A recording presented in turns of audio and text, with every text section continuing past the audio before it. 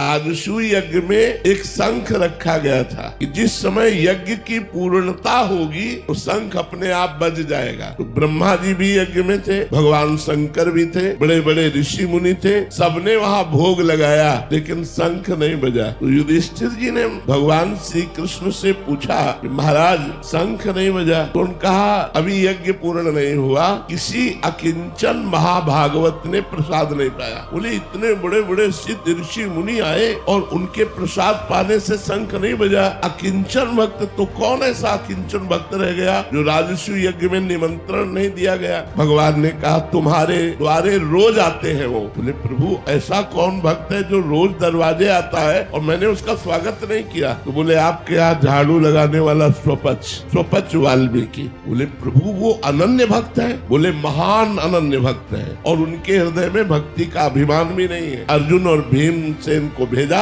जाओ उनके घर और उनको निमंत्रण देके बुलाओ और रसोई तैयार करें द्रौपदी, और जब उनको सम्मान से पवाओगे तब यज्ञ पूर्ण होगा। तो स्वपच वाल्मीकि के यहाँ जब अर्जुन और भीम जी गए तो वो रो रहे थे भगवान का नाम जप करते हुए, हा कृष्ण हाँ कृष्ण। भीमसेन ने देखा कि अरे इनको तो कोई जानता ही नहीं कि ऐसे महान भक्त हैं। ये तो एक हाथ में डलिया एक हाथ में झाड़ू लिए दोना पत्थर वहां उठाते, लेकिन ऐसे महान भक्त जो इस साष्टांग दंडवत किया। तुम कहा अरे मालिक आप ये क्या कर रहे हो, हम तो आपके नौकर हैं, हम तो आपके द्वारा पोषित है। उन्होंने कहा भगवान श्री कृष्ण ने अब आपका रहस्य खोल दिया है, अब आपको निमंत्रण देने आए हैं और आपको। बोले हम तो रोज जूठन पाते हैं, हमें निमंत्रण की क्या जरूरत। बोले नहीं भगवान ने कहा, भगवान की तरफ प्रलय कोप से कहा कि मैं छुप करके आपका भजन करना चाहता हूँ, लेकिन आप प्रकाशित ही करना चाहते हैं। तो यदि आप प्रकाशित करना चाहते हैं तो मैं छुप कैसे सकता हूँ, अवश्य आऊंगा। तो उनको पालकी में बैठाल करके राजस्व यज्ञ में बुलाया गया। द्रौपदी जी ने स्वयं भोजन तैयार किया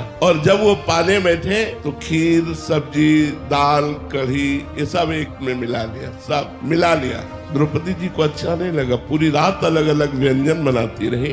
स्वपच वाल्मीकि जी ने पाया लेकिन शंख नहीं बजा। युधिष्ठिर जी ने कहा महाराज आप तो कह रहे थे अकिंचन महाभागवत स्वपच जी जब पालेंगे तो शंख बज जाएगा। बोले शंख तो बज जाएगा लेकिन अपराध हो गया, इनके प्रति किसी ने अपराध कर दिया इसलिए शंख नहीं बजा। किसने किया? तो द्रौपदी जी ने कहा मेरे मन में एक बात आई प्रभु, पूरी रात सुंदर सुंदर पकवान बनाती रही, एक में मिला लिया तो मुझे लगा कोई राजा महाराजा होता तो वो स्वाद जानता, ये क्या जाने स्वाद, इसीलिए एक में मिला लिया, ऐसा मेरे मन में आया। बोले तो वैष्णव अपराध बन गया, वैष्णव में दोष दृष्टि बन गई, इनके चरणों में प्रणाम करो। प्रणाम किया। जे ही द्रौपदी जी ने प्रणाम किया बड़ी जोर से शंख गर्जना होने लगी।